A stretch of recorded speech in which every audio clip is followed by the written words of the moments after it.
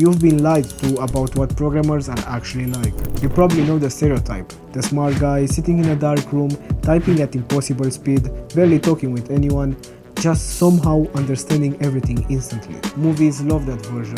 The internet loves that version, and even people outside tech kind of assume that's what programming looks like. And I think that image quietly messes with a lot of people, because if that's your reference point, the first time you struggle, and everyone struggles, you don't think, okay, this is normal. You think, maybe I'm just not built for this. And honestly, I think that interpretation keeps a lot of capable people away from programming. Because let's compare the fantasy with what actually happens.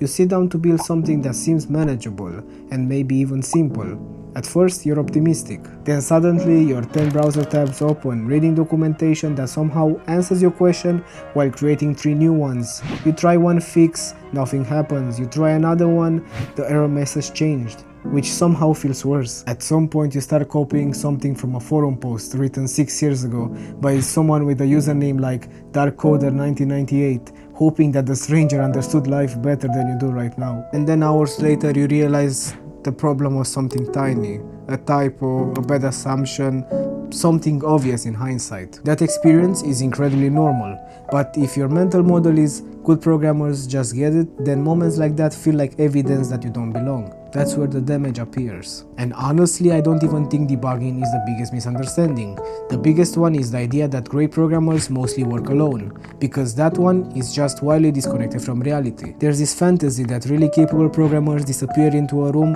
and then come back with an elegant solution, like they solved everything through sheer intelligence. It's a cool image. It's also just not how most real work looks.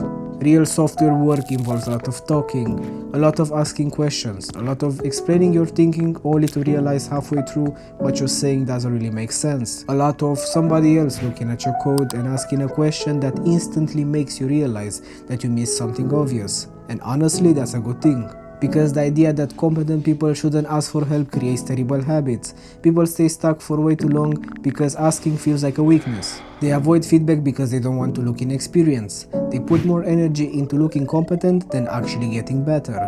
That's such a bad trait. And I get why this happens. If your image of competence is already knowing, then confusion feels embarrassing. But programming is one of the worst places to have that mindset, because confusion is constant. You're often dealing with things you haven't seen before. That's normal. What's dangerous is when people see this as a personal verdict. Like every frustrating debugging session becomes, see, not smart enough. Any question becomes, see, a real programmer wouldn't need to ask this. That mindset can destroy progress, not because the technical work is impossible, because the interpretation is emotionally exhausting. And weirdly, when you actually meet a strong developer, they often look nothing like the stereotype. And that's the funniest part. A lot of genuinely strong programmers don't look like genius programmers at all. They are just more comfortable being in the messy part. They ask better questions, they communicate more clearly. They get unstuck faster because they don't spend hours protecting their ego.